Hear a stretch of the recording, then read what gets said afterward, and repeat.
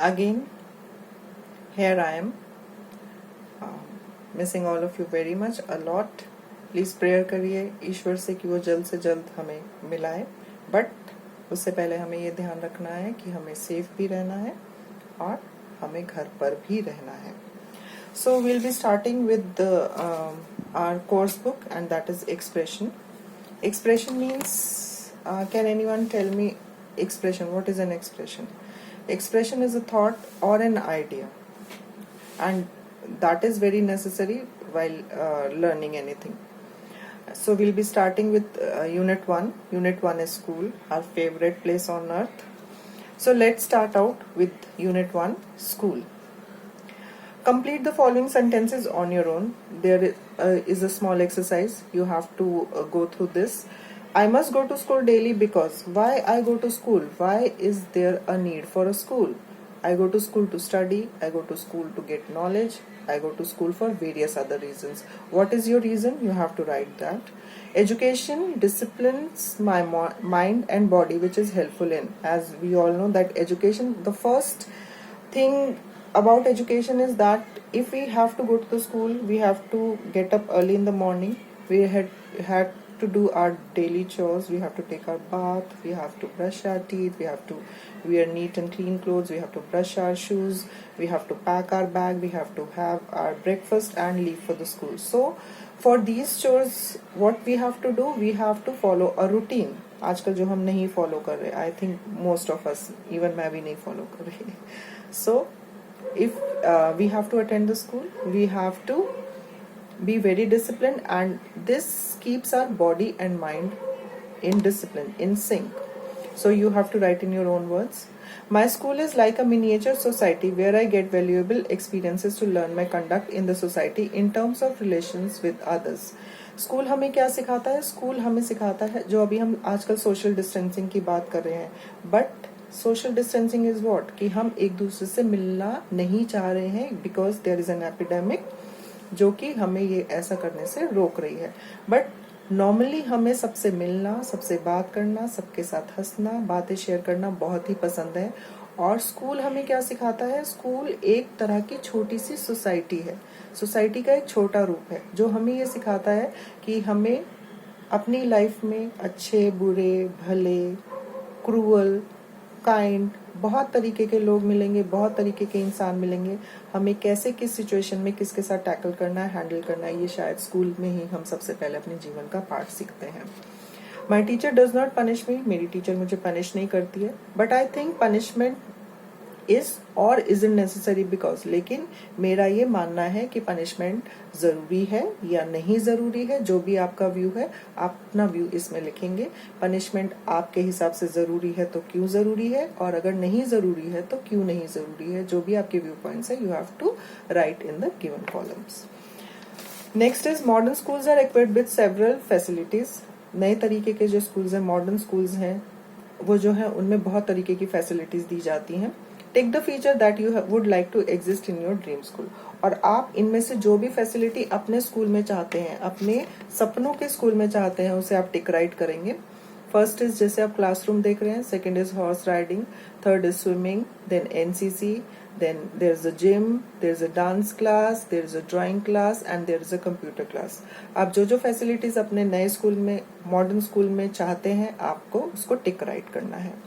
Next is education help in the betterment of life. जैसे हम सब जानते हैं कि पढ़ाई से क्या मिलता है, हमें अच्छी जिंदगी मिलती है. अच्छी जिंदगी का मतलब पैसा कमाना नहीं है, पैसा तो हम गलत तरीकों से भी कमा सकते हैं.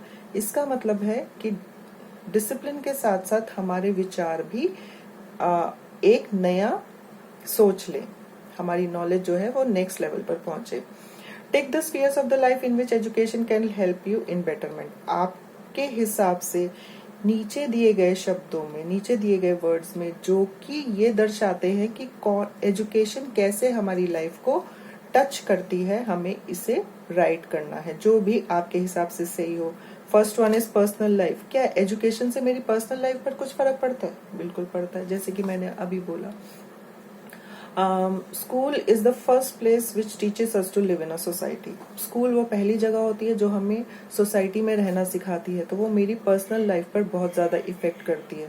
सेकेंड इज सोशल रिलेशन, आपस में घुलना मिलना।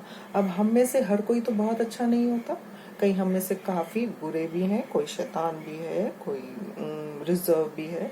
तो कैसे हमें सबके साथ सोशल रिलेशन को मेंटेन करके रखना है, ये भी शायद हमें स्कूल से ही मालूम पड़ता है। और बाकी के वर्ड्स पढ़ते जाइए। There is family relation, peer relation. Peer relation का मतलब फ्रेंड्स के साथ आपका रिलेशन, आपके जो संगी साथी हैं उनके साथ आपका relation. Community life, professional, etiquette, health, games, political life, national life and international life. तो जो भी आपको इसमें से ठीक लगता है आप उसे टिक करिए, करेक्ट करिए। और इसके साथ हम चलते हैं चैप्टर नंबर 1 में। The name of the chapter is education, मतलब ज्ञान या पढ़ाई। People often think that education is what is taught at school. हम लोगों में से ज्यादातर यही सोचते हैं कि जो भी हम एजुकेशन की बात करते हैं, पढ़ाई की बात करते हैं, वो शायद स्कूल में ही सिखाई जाती है। However, this concept is true only in a narrow sense. हालांकि ये बहुत सत्य है, बट ये स्कूल जो है एक बहुत फर्स्ट स्टेप टुवर्ड्स एजुकेशन बोलेंगे हम। A child learns not only at school but also outside it. जो बच्चा है, बच्चे की सबसे पहली माँ इज हिज और हर टीचर, हम सब जानते हैं। तो स्कूल के अलावा भी ऐसी बहुत सी जगह है जो जहाँ पर उस बच्चे को एजुकेशन मिल सकती है या ज्ञान मिल सकता है। स्कूल एजुकेशन इज इम्पोर्टेंट, स्कूली शिक्षा बहुत इम्पोर्टेंट है। It is accumulation of experiences in different aspects of human life. क्योंकि ये क्या है, हमारे शुरू के जीवन, करीब करीब जब कोई बच्चा 2.5 ईयर्स का होता है, ही स्टार्टेड और she starts coming to the school, और 18 साल तक वो स्कूल में रहता है। तो लगभग 16 साल तक स्कूल में रहने का मतलब है कि आपके पास जीवन के हर पहलू को छूने का प्लेटफॉर्म आपको स्कूल में ही मिलता है। It gives a child valuable experiences that have been learned over decades and centuries. और ये एक्सपीरियंसेस इतने ज्यादा हो सकते हैं, इतने भारी मात्रा में हो सकते हैं, जिन्हें शायद हम डेकेड्स मतलब 10 सालों में या सेंचुरीज, करीब करीब 100 सालों में भी हम ना जान पाए, सीख पाए वो जो चीजें हम स्कूल में सीख कर निकलते हैं। If a child learned only from books and teachers, his knowledge would be limited. School education does not deal with all aspects of life, or at least in sufficient measure.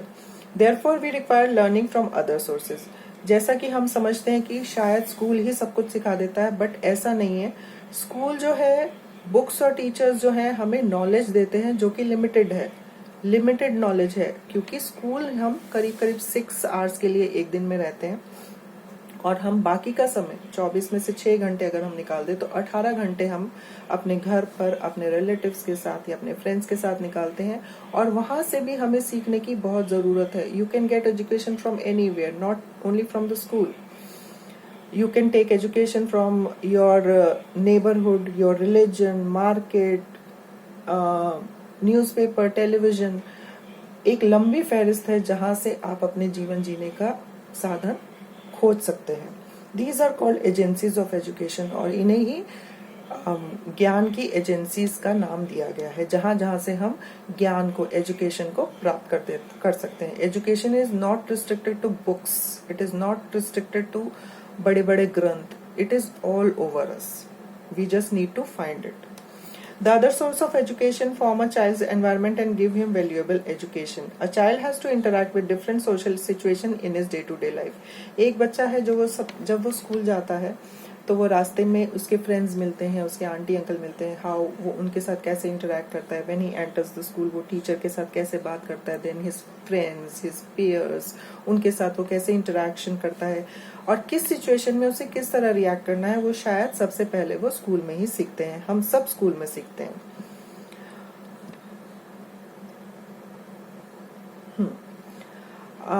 For example, अगर मैं मेरी mother ने मुझे बोला go and buy some tomatoes, आप जाके कुछ टमाटर खरीद के लाइए, I will go to the green grocer. और जैसा कि मैं अपनी लाइफ में अपने पेरेंट्स को भी देखती हूँ कि हम लोग क्या बोलते हैं, भैया कैसे दे रहे हो? भैया ने बोला 30 रुपए, मैडम 30 रुपीज के जी, तो मतलब भैया ठीक ठीक लगाओ। तो दिस बार्गेनिंग, ये मोल भाव करना, इज ऑल्सो एजुकेशन, और ये किसका पार्ट है? इकोनॉमिक्स का पार्ट है। अगर हम बार्गेन करके एक पैसा भी बचाएंगे, 1 रुपया भी बचाएंगे, तो वो हमारी सेविंग होगी, हम उसे अपने फ्यूचर के लिए सेव कर सकेंगे। It is therefore the duty of teachers and parents to provide a child with adequate and quality environment in which he can grow into an able citizen of the community and country and contribute to the progress and development of the country. तो ये teacher का, ये teachers और school और parents की एक duty बनती है, वो कैसे अपने बच्चे को देश के लिए लायक बनाए और उसके डेवलपमेंट में हेल्प करें।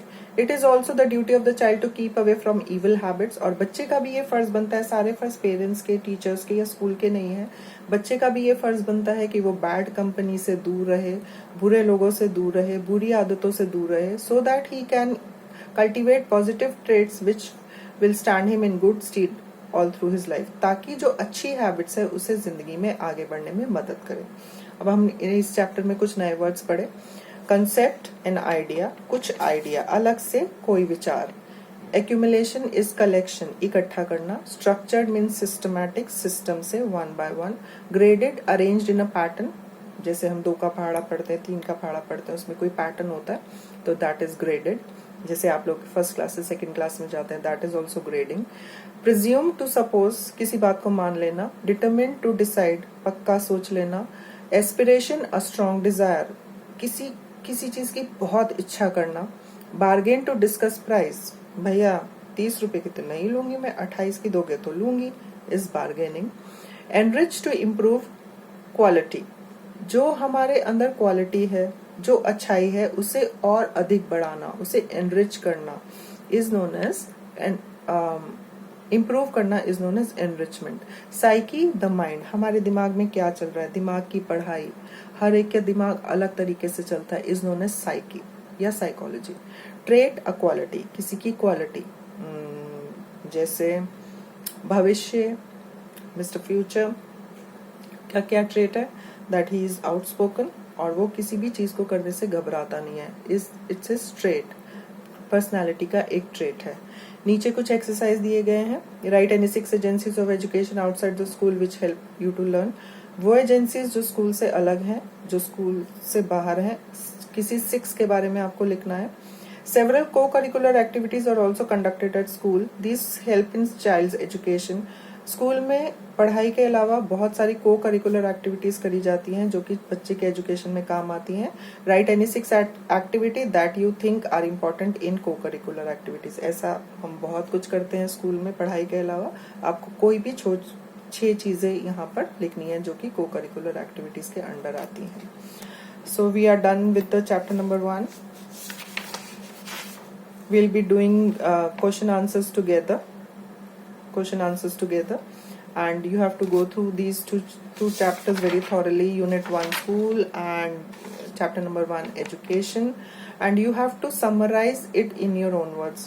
एक कॉपी लीजिए and जो भी आपको समझ में आया है चैप्टर नंबर 1 में, you have to write it in your words, that is summary of the chapter, and do the exercises with pencil only. Don't use pen of any kind in your books. आप इसे fill करिए, and if you have any queries you can always call me. Bye bye.